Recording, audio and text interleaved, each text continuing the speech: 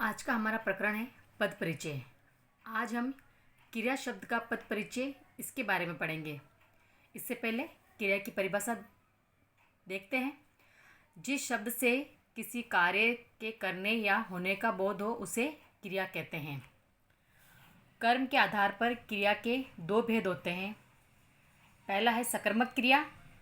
जिस क्रिया का फल कर्ता को छोड़कर कर्म पर पड़े वह सकर्मक क्रिया कहलाती है, जैसे पढ़ना, लिखना, खाना, पीना, बनाना, बुनना, देना, तोड़ना आदि।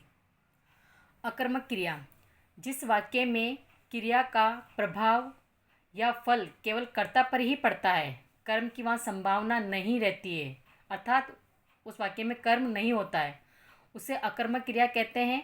जैसे हंसाना, रोना, सोती है, भागना, तोड़ना, कूदना, उछलना, बैठना आदि। अब आप देखिए, सकर्मक क्रिया का और अकर्मक क्रिया की अगर सरल भाषा में परिभाषा बताई जाए तो जिस वाक्य में कर्म साथ हो वो सकर्मक क्रिया कहलाती है, और अकर्मक क्रिया का मतलब होता है जिस वाक्य में कर्म नहीं हो वो अकर्मक क्रिया कहलाती है। और सकर्मक को पहचानने का तरीका सरल सीधा है कि अगर हम कोई क्रिया है किसी वाक्य में दी हुई, अगर उस क्रिया से प्रश्न करते हैं क्या और किसको, अगर क्या और किसको प्रश्न करते हैं और उससे का अगर हमें जवाब मिलता है तो वो सकर्मक क्रिया है। जैसे एक उदाहरण देती हूँ मैं आपको। राम पुस्तक पढ़ता है। अब हम क्रिया से प्रश्न करेंगे क्या पढ़ता है, तो उत्तर आ जाएगा पुस्तक। तो इसका मतलब है कि वहाँ सकर्मक क्रिया है। और जब राम पढ़ता है, अगर हम खाली ये वाक्य बनाए राम पढ़ता है, अगर उसमें हम प्रश्न करते हैं कि क्या पढ़ता है, तो इसमें नहीं पता है कि क्या पढ़ता है, तो क्रिया हो जाएगी अकर्मक। तो सकर्मक को पहचानने के लिए क्रिया से क्या और किसको प्रश्न जब किया जाता है और उसका जब जवाब मिलता है तो वो क्रिया सकर्मक होती है।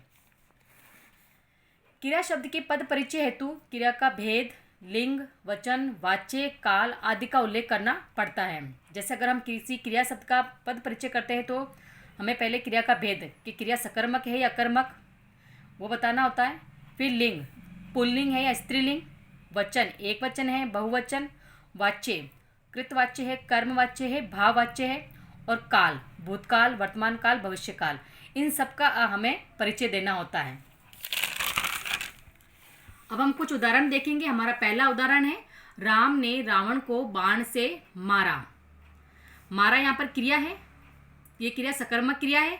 अगर हम प्रश्न करते हैं किसको मारा, जैसे कि मैंने आपको पहले बताया था क्या और किसको जब प्रश्न किया जाता है क्रिया से, तो अगर उसका जवाब आता है तो क्रिया सकर्मक होती है।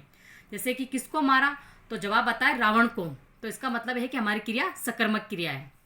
पुल्लिंग एक वचन, कृतवाच्य भूतकाल, मारा क्रिया का कर्ता राम है, मारने का कार्य राम कर रहा है इसलिए राम करता है, और कर्ता अगर वाक्य में है तो कृतवाच्य, कर्म रावण तथा करण बाण से।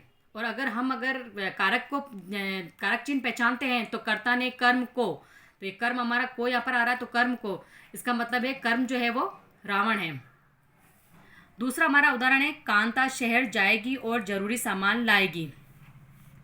अब अगर हम हमारी पहले वाक्य में से अगर प्रश्न करते हैं क्या जाएगी, किसको जाएगी, तो उत्तर नहीं आता है, तो इसका मतलब है कि ये जो पहली वाक्य में है उसमें जाएगी में अकर्मक क्रिया है, स्त्रीलिंग है, क्योंकि कांता जाएगी, कांता स्त्री है इसलिए स्त्रीलिंग है, एक वचन है, कृतवाच्य है, जाने का कार्य कांता कर रही है इसलिए कृतवाच्य, भविष्य काल जाएगी, गी का मतलब होता है भविष्य काल, और क्रिया का कर्ता कांता है, जाने का कार्य कांता करती है। इसी में हमारा दूसरा शब्द है लाएगी। लाएगी सकर्मक क्रिया है। अगर हम इससे प्रश्न करते हैं क्या लाएगी, तो हमारा जवाब आता है जरूरी सामान लाएगी, तो इसका मतलब है ये सकर्मक क्रिया है, स्त्रीलिंग है, एक वचन है, कृतवाच्य है, भविष्य काल, और इसका कर्म है जरूरी सामान। हमारा तीसरा उदाहरण देखिए, सवेरे में उठा।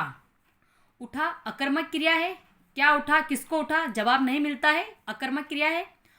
पुल्लिंग है, एक वचन, कृतवाच्य, भूतकाल, उठा क्रिया का कर्ता मैं है, क्योंकि उठने का कार्य मैं कर रहा है इसलिए मैं यहाँ पर करता है। चौथा उदाहरण देखिए, बाग में कुछ लोग बैठे थे। क्या बैठे थे, किसको बैठे थे, अगर हम क्रिया से ये प्रश्न करते हैं तो हमारा जवाब नहीं आता है, तो इसका मतलब यहाँ अकर्मक क्रिया है, पुल्लिंग है, बहुवचन, कृतवाच्य, भूतकाल। इस प्रकार से अगर हम क्रिया पद का पद परिचय करते हैं तो हमें उसका लिंग, भेद, वचन, कारक आदि का परिचय देना होता है और यही क्रियापद का पद परिचय कहलाता है। धन्यवाद।